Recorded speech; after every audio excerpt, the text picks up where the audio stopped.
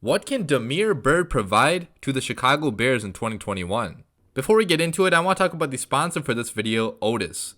Otis is the stock market for culture, an alternative investment app that allows anyone to buy and sell shares of culturally relevant pieces. Weekly drops include a mix of contemporary art, collector's pieces, pop culture items, etc. There's a lot of cool stuff you can invest in, guys. I mean, I actually saw there's a Tom Brady trading card from the year 2000, okay, a long time ago, and this card is worth a lot of money. If you look at the market cap, it's worth over $95,000, but you can be one of the investors in this card, right? I mean, currently it's going at 18 bucks per share. So if you want to buy part of this card, you can use Otis to invest in it. Another really cool thing that caught my eye was Kobe Bryant's last game ticket. Okay, so this is a ticket to Kobe Bryant's last game he ever played in the NBA. Okay, April 13, 2016. And if you look at the market cap for this ticket, it's over $31,000, but you can be part owner of this ticket, which is just so cool, right? I mean, Kobe Bryant is the idol of so many people out there. So to own part of that ticket, that would be really, really cool. And also another thing you guys could invest in, some game-worn Michael Jordan shoes. Okay, the best basketball player of all time. You can own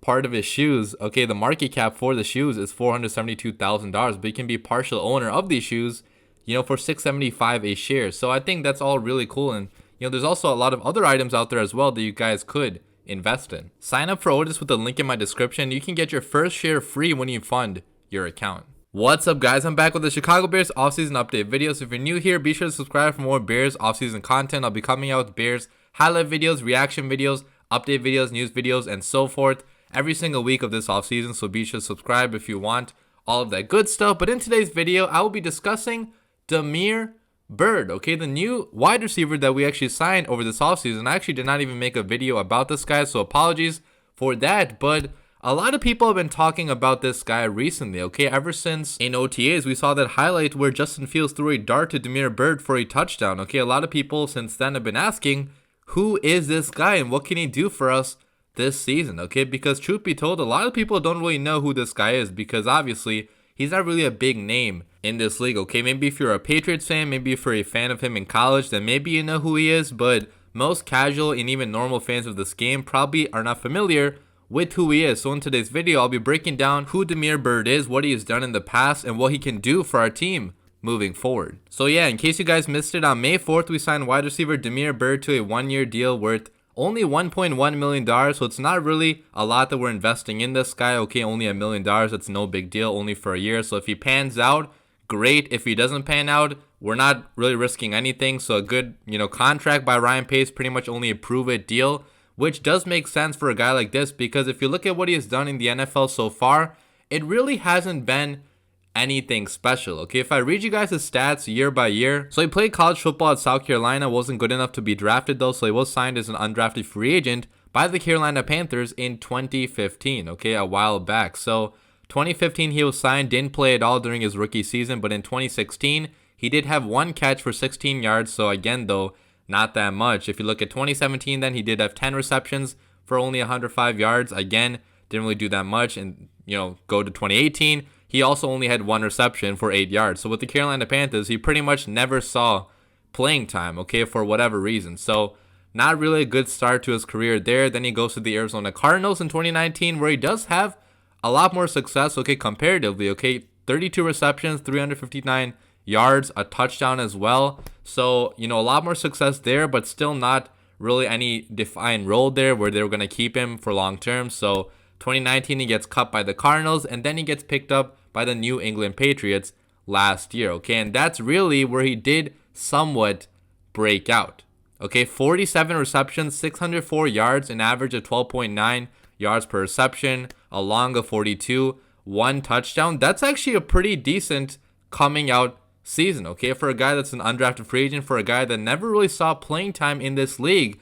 to finish with 604 yards, with a quarterback like Cam Newton, who struggled a lot last year, especially with this deep accuracy, those are actually very respectable numbers. Now, you do have to keep in mind, though, there weren't a lot of good receiving options on this Patriots team last year, so maybe some games he was getting kind of force-fed, and maybe with better receivers around him, he wouldn't have, seen that many targets. But whatever the case is, man, to put up that much yards, okay, to finish with over 600 yards for the first time in your career, have a career year pretty much with a quarterback that isn't that good, there's something you can work with there if you are the Chicago Bears. Okay, there could be a lot of untapped potential that we just have not seen yet in this kid because he hasn't been on the football field that much. Now, what is this guy like on the football field? Like, what's his weaknesses? What's his strengths? What has he done in the past? Well, he's mainly been a slot receiver for the Patriots and for the Cardinals and Panthers as well. So presumably with the Bears, he will be a slot guy, which we do need help at, obviously, because right now we don't really know who's going to be our slot receiver. I mean, Anthony Miller, we don't really know what's happening with him. He had a down year last year, struggled with drops, struggled with other stuff,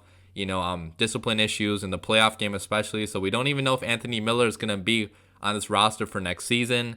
We did sign also Marquise Goodwin, okay, another guy that, he took last year off because of COVID, but before last year, 2017, 2018, he was great for the 49ers, mainly 2017, right, putting up almost 1,000 yards. So Marquise Goodwin could be another guy that could fill in the slot position. He has a lot of speed, a lot of experience in this league. We also, drafted a couple guys as well. So it's really anybody's guess who wins the starting role, which is a good thing for a guy like Damiere Byrd, okay, looking for a spot in this league. If he wins the job in training camp, balls out, shows to the coaches that he can, play this position for the Bears, I mean, he could be primed for a great season during 2021.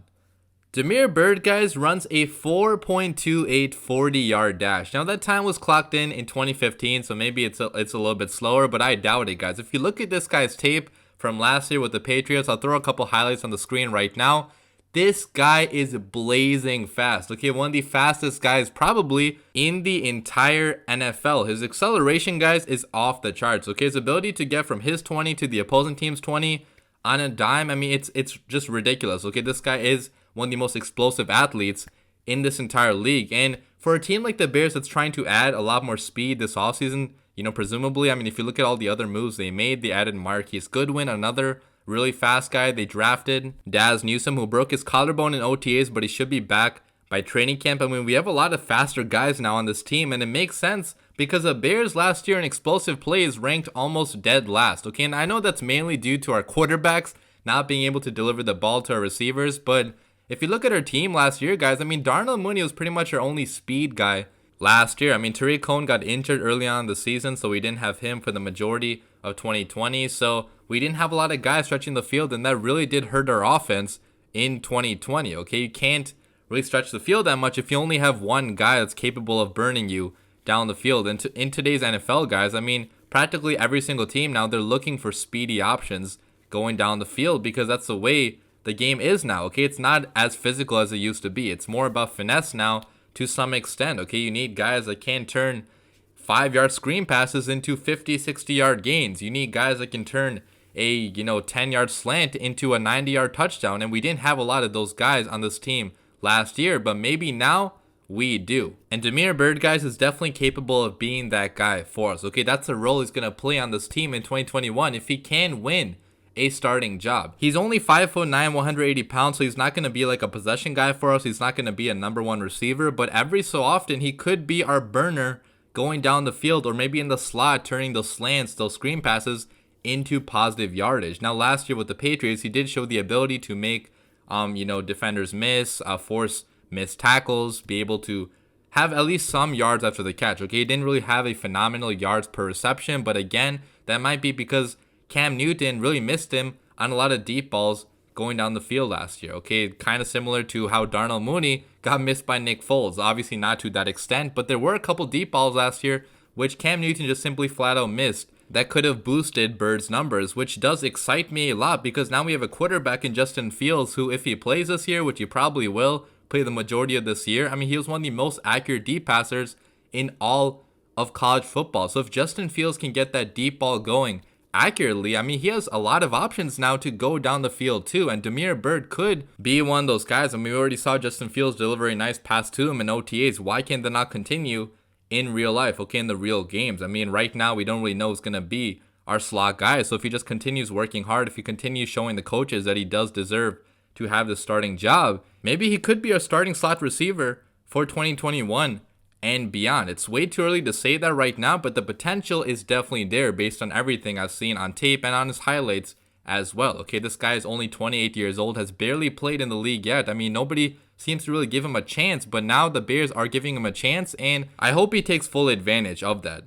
Let me know what you guys think about all this in the comments down below, but as always, bear down.